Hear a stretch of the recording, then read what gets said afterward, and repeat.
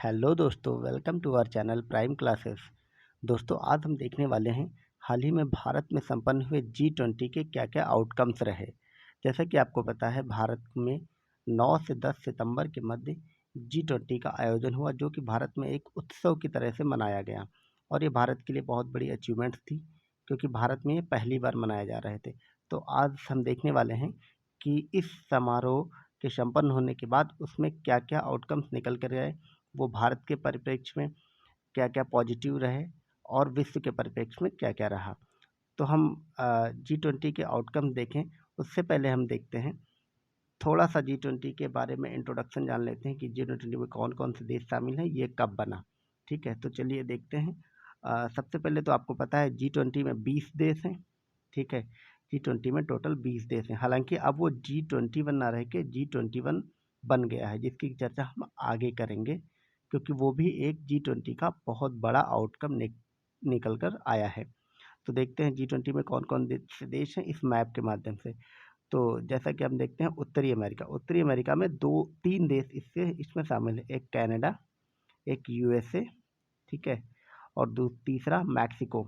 दक्षिणी अमेरिका के दो देश शामिल हैं, ब्राज़ील और अर्जेंटीना। ठीक है, अब हम आते हैं यूरोप। सबसे ज़्यादा देश अगर G20 में कोई शामिल हैं तो वो यूरोप के हैं। नंबर 1 यूके अर्थात United kingdom, France, Germany, Turkey, Italy.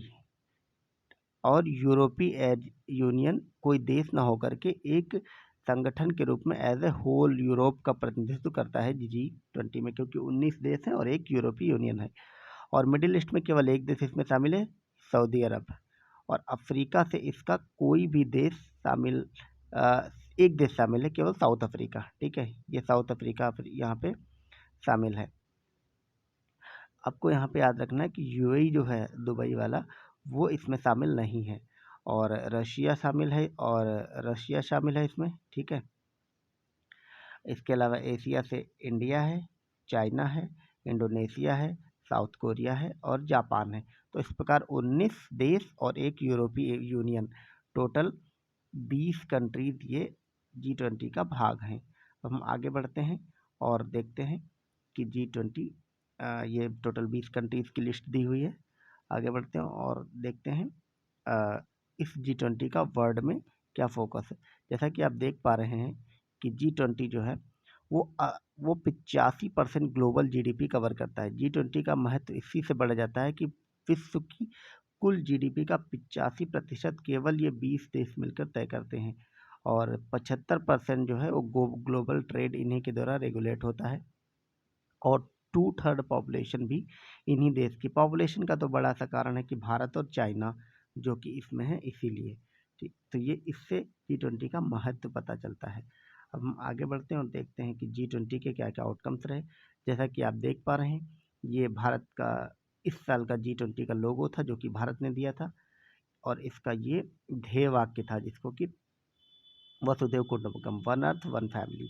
आपको यहाँ पे याद रखना है, सिर्फ एग्जाम पर्पज से, कि वसुधैव कुटुंबकम कहाँ से लिया गया। तो ये महाउपनिषद से लिया गया है। ठीक है, ये महाउपनिषद से लिया गया है, आपको याद रखना है। वसुधैव कुटुंबकम महाउपनिषद से लिया गया है।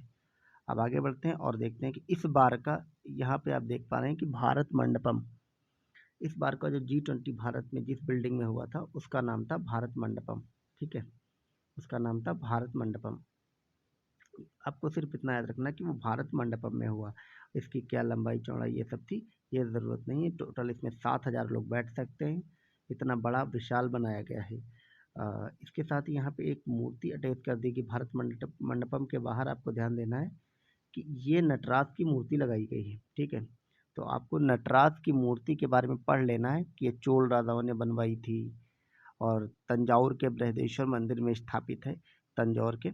ये सब आपको पढ़ लेना है एग्जाम पर्पज से, क्योंकि ये आ सकता। अब हम देखते हैं G20 के क्या क्या हासिल रहे। ठीक है, तो हम G20 के हासिल की बात करते हैं।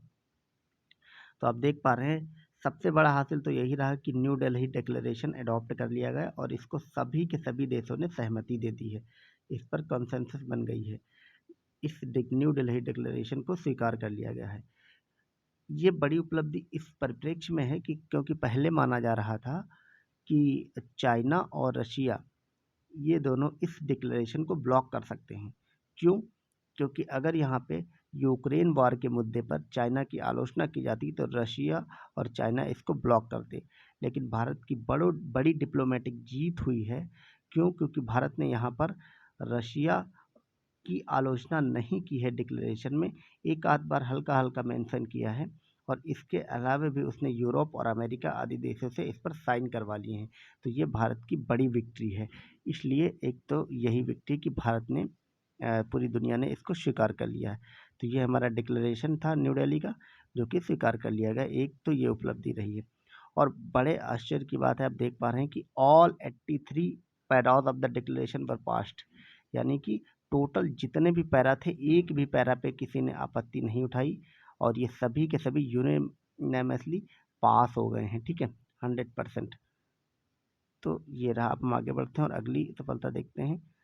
जैसा कि अब इस उसमें आप देख पा रहे हैं कि इस बार टोटल 73 एफर्ट किए गए। ठीक है, और 39 जो है डॉक्यूमेंट्स के फॉर्म में आए, टोटल 112, यानी कि 39 मुद्दों पे सहमति बनी है।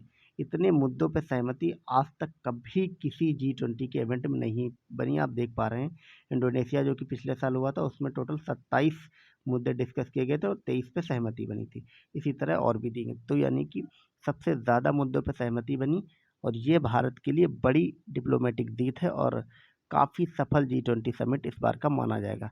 अब हम अगर दूसरी बिंदु पे आते हैं, तो आप चित्र से ही देख पा रहे हैं कि भारत ने अफ्रीकन यूनियन को G20 में शामिल करने का प्रस्ताव दिया था, और वो प्रस्ताव पारित हो गया। ठीक है, अफ्रीकन यानी कि अब G20 ना रहकर G21 बन गया, क्योंकि अफ्रीकन यूनियन इसका मेंबर बन गया। और आप जैसा कि चित्र में भी देख पा रहे हैं, भारतीय प्रधानमंत्री अफ्रीकन यूनियन के प्रेसिडेंट को गले लगाकर बधाई दे रहे हैं। अब हम आगे बढ़ते हैं और देखते हैं अगली अचीवमेंट्स। अगली जो बड़ी घोषणा इसमें हुई वो है India middle east Europe economic corridor. ठीक है, India middle east Europe economic corridor, ये बड़ी डेवलपमेंट, मेजर डेवलपमेंट निकल करके आई है। India middle east Europe economic corridor, देखते हैं इसमें क्या है। आप जैसा कि चित्र पे देख पा रहे हैं कि भारत के मुंबई से होकर के यूएई, सऊदी अरबिया, अल हाइफा जो कि इजराइल का पोर्ट है, यहाँ से लेकर के यूरोप तक की रेल लाइन बिछाई जाएगी, यानी कि व्यापार को अधिक सुगम बनाया जाएगा। यानी कि भारत से अफ्रीका मध्य एशिया होते हुए यूरोप तक रेल लाइन बिछाई जाएगी। ये पूरी रेल लाइन बिछाई जाएगी, इसलिए इन भारत का यहाँ से यहाँ तक का व्यापार जो है वो सुगम हो पाएगा। ये रेल लाइन ये इतनी इम्पोर्टेंट है क्योंकि आप देख पा रहे हैं इस पर प्रेसिडेंट बाइडेन ने भी ट्वीट किया है। आपको यहाँ पे ये सोचना होगा कि अमेरिका तो इस कॉरिडोर में शामिल है नहीं, फिर अमेरिका की इसमें इतनी दिलचस्पी क्यों है। जैसा कि आप देख पा रहे हैं कि अमेरिका के व्हाइट हाउस ने भी इस पर बयान जारी किया है, और व्हाइट हाउस ने साफ साफ लिख दिया है कि ये केवल कहने की बात नहीं होगी, बल्कि एक 60 दिन का इसमें समय दिया गया है। 60 दिन के अंदर इस पर काम हो जाना शुरू हो जाएगा। ये व्हाइट हाउस ने बयान जारी किया। आप जैसा कि देख पा रहे हैं इंडिया टुडे की पोस्ट भी इस पर है कि India middle east Europe corridor launch कर दिया गया है। ठीक है, इंडिया मिडिल ईस्ट कॉरिडोर को लॉन्च कर दिया गया है। ठीक है, अब हम बात करते हैं कि इस पे अमेरिका क्यों शामिल हुआ, क्योंकि अमेरिका तक तो रेल लाइन जा नहीं रही है। अमेरिका के इसमें शामिल होने का जो बड़ा मकसद है वो है चाइना के बेल्ट एंड रोड इनिशिएटिव को कंपटीशन देना। चाइना जो कि बेल्ट एंड रोड इनिशिएटिव के माध्यम से यूरोप तक और दुनिया भर तक अपनी पहुंच बना रहा है व्यापार को बढ़ाने के लिए, उसी के वर्सेस में क्रिएट किया गया है। ऑफिशियली तो ऐसा नहीं बोला गया, पर अंततः उसका मकसद यही, और अमेरिका के इसमें शामिल होने का भी बड़ा मकसद जो है वो यही है। ठीक है, तो अमेरिका इसमें क्यों शामिल हुआ, इस बात से आप समझ पाए होंगे। अब जो अगला इसकी उपलब्धि रही है, अगली उपलब्धि जो इसकी रही है वो है ग्लोबल बायोफ्यूल अलायंस। इसमें ग्लोबल बायोफ्यूल अलायंस बन गया है, जिसको कि भारत ने प्रपोज किया था, और इतने देशों ने मिल करके इसको सहमति दे दी है। ठीक है, कौन कौन से इसमें शामिल हुए हैं? Argentina, Bangladesh, Brazil, India, Italy, Mauritius, south Africa, UAE और यूएसए। ऑब्जर्वर मेंबर 2 रखे गए हैं इसमें, कनाडा और सिंगापुर। ठीक है, तो इतने देशों ने मिलकर के ग्लोबल बायोफ्यूल अलायंस को पास कर देगा। इसका मकसद वही है कि बायोफ्यूल का यूज़ करना, सस्टेनेबल डेवलपमेंट 2030 तक एसडीजी गोल्स को हासिल करना, ये इसके रहेंगे। तो इस प्रकार टोटल 4 बड़ी डेवलपमेंट इस G20 से निकल करके आई। और नेक्स्ट आप देख रहे हैं कि भारत ने ब्राज़ील को G20 की अध्यक्षता सौंप दी है, यानी कि 2024 में जो G20 होगा उसकी अध्यक्षता ब्राज़ील करेगा। भारत के प्रधानमंत्री ब्राज़ील के राष्ट्रपति को ये उसकी अध्यक्षता सौंपते हुए। ठीक है, यानी कि आप देख पा रहे हैं कि जो ट्रायोका है इस बार का, ट्रायोका आप समझ रहे हैं, G20 में एक ट्रायोका होती है कि करंट प्रेसिडेंट, करंट कौन अध्यक्ष है, प्रीवियस कौन था और अगले साल कौन होगा, ये 3 मिला के ट्रायोका बनाते हैं। जैसे अभी करंट भारत था, प्रीवियस प्रेसिडेंट इंडोनेशिया था और आने वाला ब्राज़ील हो गया है। अब नेक्स्ट ईयर करंट में ब्राज़ील आ जाएगा, प्रीवियस में इंडिया आ जाएगा और अपकमिंग में भी यूएसए आ जाएगा। तो इस प्रकार हमने देख लिया G20 की समस्त उपलब्धियां जो इस बार की हासिल रहीं। आप बताइए आपको वीडियो कैसा लगा। Thank you very much for watching. Bye bye.